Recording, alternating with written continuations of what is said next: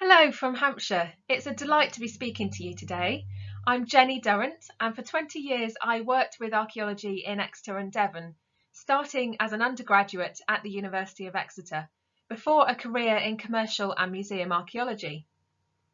I'm speaking to you wearing multiple professional hats, which combine the areas I'll explore in this talk. Firstly, I'm a PhD researcher of museum ethics, and I'm interested in how people value cultural objects from our past. As a Finds Liaison Officer for the Portable Antiquities Scheme, I witness these differences of opinion on a regular basis.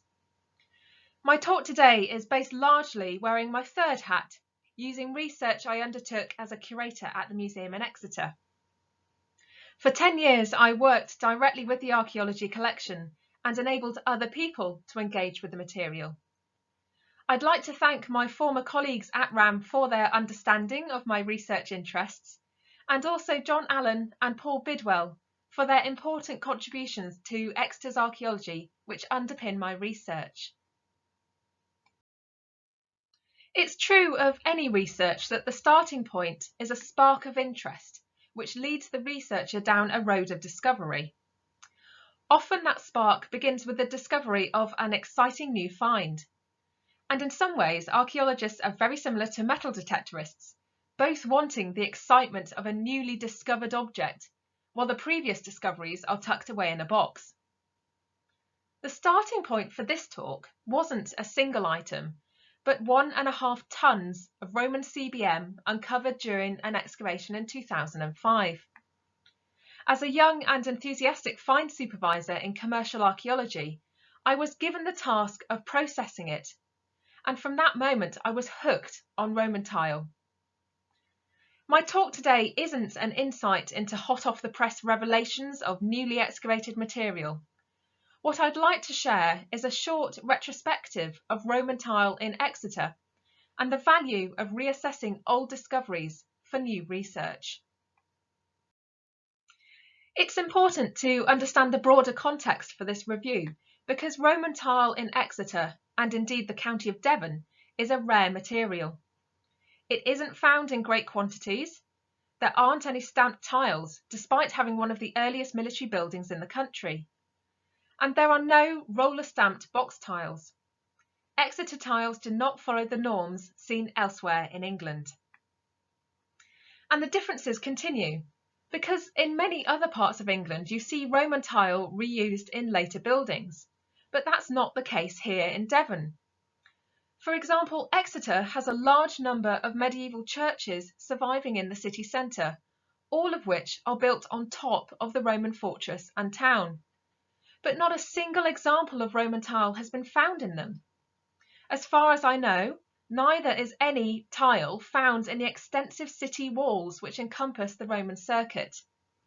The only known example of tile reuse is in the church at Exminster, a nearby village, and it isn't known where those Roman tiles had come from. We published this discovery in 2008 and it remains a fascinating intrigue within Devon.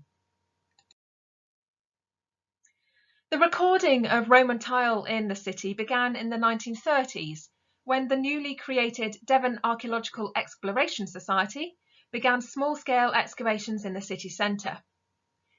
In what you'll see as a recurring theme, only a few fragments of the tiles survive from that time, and they are hard to link back to their original find spot. Some pieces were published in the Associated Society proceedings, and the focus was the patterns on the few box tile fragments recovered. Ideally, the picture on the screen would now show you one of these tile drawings, but with the lockdown restrictions, sadly I can't access the journals. So the image is of Roman pottery in the same artistic style and intent as was used for the tile. In this context, the value of the Roman tiles lay in their indication of a Roman past to the city and the creation of early typologies. Without doubt, the most important tile assemblage in Exeter is from the military bathhouse and civic forum basilica. These were discovered in the 1970s adjacent to the cathedral, where there were plans to build an underground car park. As one of the earliest stone-built buildings in England, the tiles are massively important. The forms include voussoirs, box tiles, tegulae, and large flat tiles with strange chamfered edges. They're really important as they're among the earliest tiles made anywhere in Britain, and they demonstrate the arrival of new architectural ideas to Devon, including straight walls, right angles, tiled roofs, and underfloor heating. This site really demonstrates the changing perceived value of Roman tile, because alongside this important archaeological evidence, some pieces, like the one in the picture, were sold to visitors for just a few pence to help fund the project. In modern practice, this financial valuing of archaeology is ethically questionable, but it also shows the enduring public desire to touch objects that are both old and familiar. The most famous tiles from the bathhouse are the antifixa with human faces, and these provoke lively discussions among museum visitors. They prove again that rubble can be both evocative and meaningful beyond the realm of archaeologists. But most important are the tiny fragments of antifix with a dolphin motif, seen in the picture on the right. I strongly suggest that these are the most important Roman finds from Devon, because also in the photo is a complete tile which is a copy of one from Caerleon. The Exeter fragments match those from Caerleon and prove that the mould which made them was the same and had moved from Exeter to Wales. So these tiny fragments of Roman rubble are the only archaeological evidence which directly link the Second Legion Augusta with the fortress at Exeter. Now, leaping forward, I'm taking the definition of recent discoveries in the archaeological timespan. The 2005 excavation at Princess Hay, where I started this talk, revealed kiln waste, but sadly not the kilns, and a large amount of other material, including rubble from townhouse demolition. In my enthusiasm to catalogue this material, I recorded examples of manufacturing processes not previously seen in Exeter. For example, this included a peeler covered in raindrop indentations, which tells the story of a heavy rain shower while the tiles were outside drying before being fired. Another process is shown in the pictures on the screen, with a brick whose secure context provided its Roman date despite its similarity to a post-medieval or modern form. The cut marks on one edge showed it had been made from a peeler cut in half prior to firing. Sadly, this site has yet to be fully published, and over the last 15 years, my understanding of the assemblage has evolved. But also, very sadly, most of the retained material was subsequently dumped rather than being deposited with the museum, so reassessment of the assemblage is now not possible. This loss shows the importance of collaborative working across the archaeological sector to ensure sampling and retention policies are worked with for our greater benefit.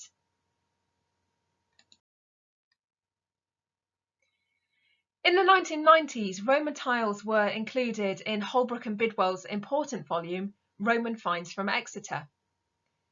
In my former role as a curator, I had the privilege and unlimited access to the museum collection, and I realised the tiles offered more research potential. The item in these photos is one of my particular favourites. It was excavated in 1994 from a gas pipeline trench in the High Street, and it was catalogued merely as Roman tile. On opening the storage box, I realised it was something special, not seen before in the city. It was a semicircular or pilaster tile, used for creating a column projecting from a wall. More digging in the storeroom uncovered another fragment of this type, excavated in 1981 from a different location. By good fortune, in 2017, a small kiln site was discovered underlying St David's Church, just outside the Roman city walls. As my husband was the curate at the church, I once again had privileged access to the assemblage. It included a complete example of this pilaster form, with numerous waste fragments. Not only had this small watching brief uncovered the only known Roman tile kiln in the city, but a high proportion of the assemblage was previously unrecorded pilasters. This sequence of events demonstrates the value in reassessing material uncovered by our archaeological predecessors. For pilasters were manufactured for a very specific architectural feature, most commonly seen in Mediterranean Roman buildings, but also at the bathhouse at Fishbourne. In the photo is an example of this pilaster form at Pompeii. This form was not seen in the Mediterranean bathhouse or Basilica Forum in Exeter. This pilaster was therefore made for a specific architectural style within the Roman fortress or town, which has yet to be identified. Indeed, the spread of these tiles may suggest more than one building had this feature. These boring pieces of rubble therefore challenge the perceived ideas of architecture in Roman Exeter, and suggest there are more elite buildings yet to be identified. Stemming from my small-scale research, it was a delight to include the museum's Roman tile collection in the project Exeter, A Place and Time. This was run by the Universities of Exeter and Reading. This innovative project involved the sampling of about 150 tiles with petrological analysis by Dr. Sarah Machin and pilot testing of ICP analysis by Dr. Peter Worry. At the time of presenting this talk to you, the results are about to be published and the book can be ordered now. This collaboration proves the value of academic and museum archaeologists working together. Not only did the project uncover the largest tegula known in Britain, but it proved the value of using material forgotten by the academic mind. Many museums have a storage crisis of archaeological material, and display is only ever a tiny element of why museum collections exist. Their main purpose is for research potential and use. The joy of museum collections is that the journey of discovery can happen again and again, beginning with the same item. The spark of research excitement can happen in a museum store on the industrial estate just as much as in a muddy trench.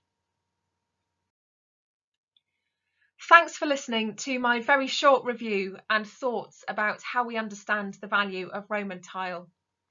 Now I've moved away from Exeter, the analysis may languish again, but I hope I've inspired you to look at Roman rubble and museum collections in a new way. Thank you.